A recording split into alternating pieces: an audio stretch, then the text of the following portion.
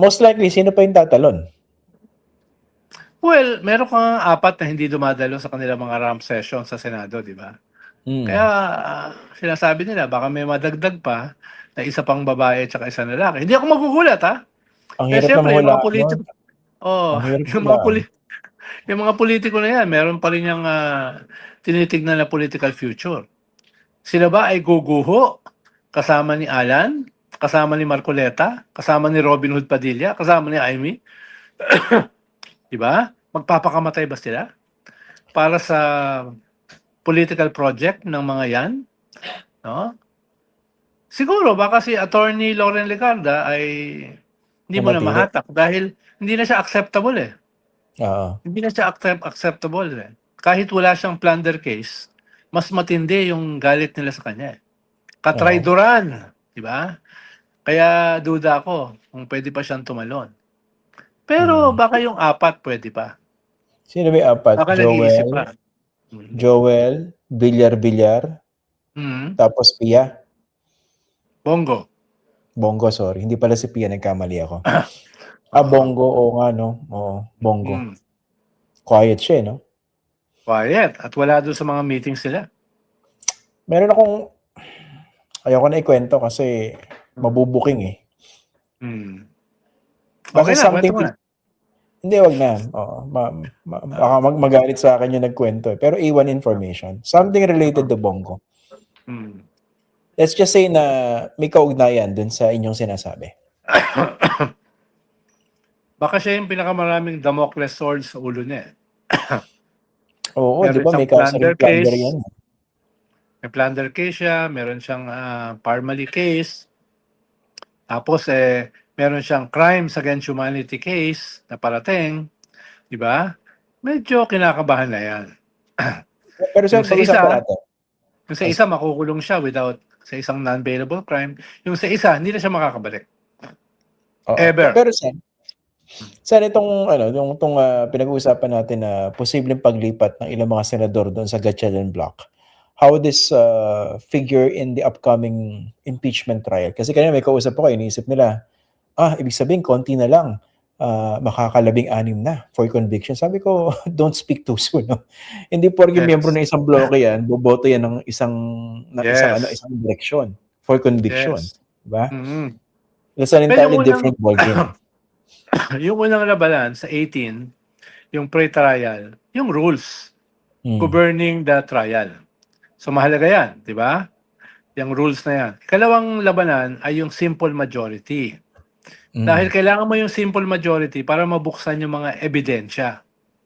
At kung mabubuksan yan at makakatalyze ang anger, ang outrage ng mga mamamayan, then added pressure yan dun sa ibang senador na hindi kasama pa sa 2/3.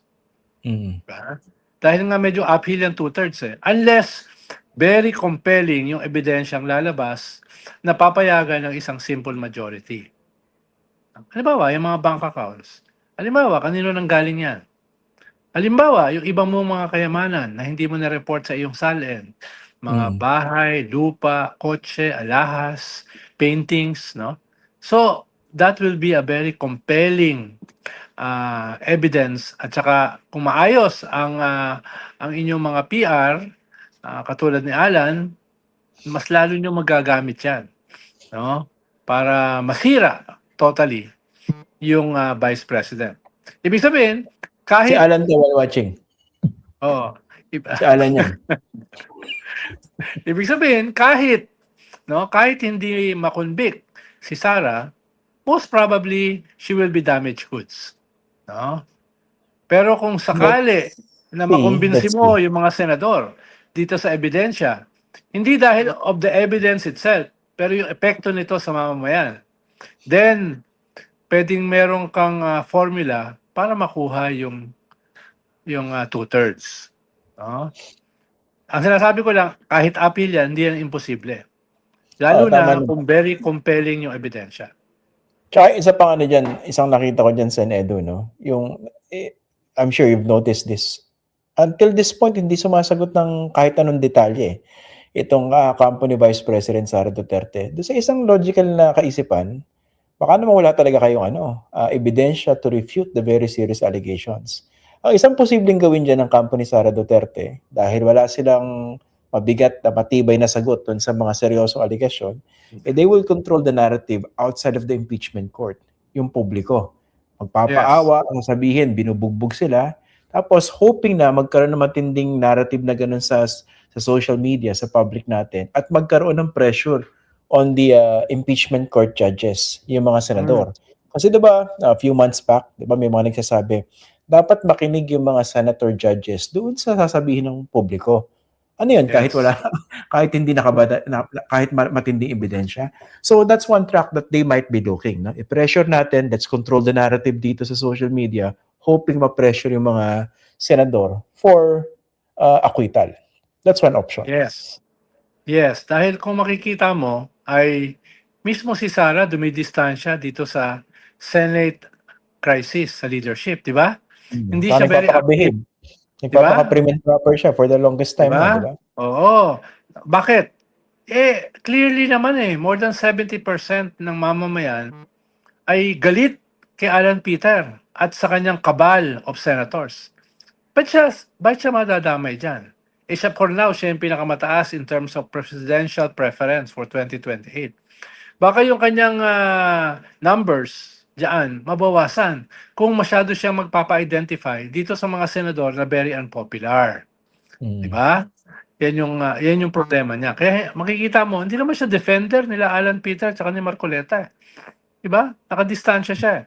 Kaya nga kahapon, nag-press con yung mga DDS. Diba? Nag-press con sila Jing Paras. Nag-press con yung mga sila Selly, etc. etc.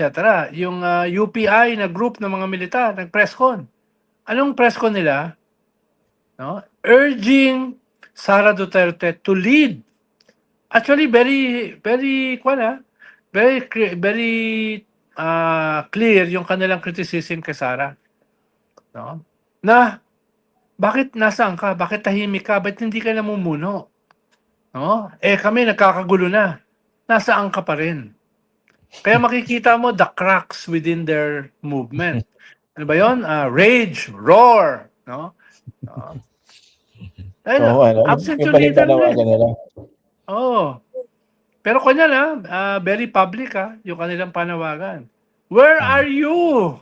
Why are you so silent? No? Why don't you lead us? Pero, ikaw ba naman? Makikita mo si Jing Paras, tapos urging you to lead them. Ikaw ba naman? Kung may kaunti kang katinunguan, ililid mo ba sila Jing Paras? Di ba? Ang sakit naman yun no? Kung yung sarili mong sinusuportahan politiko, ayaw sa'yo. Diba? Diba? Kung ikaw si Sara, mag-hesitate ka rin naman na ma-identify kay Jing Paras. Tsaka kay Selly, di ba? Baka ano yun baka ano siya, hindi siya congruent doon sa bagong imahe na gusto niyang i-project, di ba? Kasi dating nasa naglilinis ang imahe yan, di ba? 2 years ago, ito yung pinagmumura niya yung presidente, first lady, at saka then speaker of the house, di ba? Yung nagbanta na ipapapatay. Diba yun ang Sara Duterte, yung unhinged sa mga press con. Diba since then, parang nakita nyo, quiet. Diba? Alam mo, hindi si Sara Duterte yun. Ngayon, pag sumakay siya rito sa kaguluhan sa Senado, tsaka doon sa mga nag-uudyok sa kanya, hindi yun consistent. Siguro doon sa persona, the new persona that she is projecting. Bago yan, naghahanap siya ng consistency. Bait no? Ibig sabihin, may nararamdaman na siya na hindi siya invincible. Diba? Na hindi siya unbeatable. Medyo may nararamdaman na rin siya. Kaya nagka-calculate na siya. Dati hindi Ngayon nagka-calculate na siya. Positibo ba ito sa akin? Itong aking mga supporters na ito o hindi? Itong mga senador na ito, makakadagdag ba sa aking narrative, sa aking numbers o hindi? Diba? Nagaganon na rin siya. Kumbaga may lumalabas na weakness, no? Where before, the projection was invincibility, parang tatay niya, no? Na Teflon. Yes. Ito, ramdam. Yung tatay niya, naniwala sa kanyang invincibility, From Hong Kong, umuwi sa Manila. From Mm. Manila, dinala sa The Hague. Siguro medyo Pero natuto na siya ron, di ba? pero Huwag sa ka mga maniwala viewers sa natin sarili mong legend.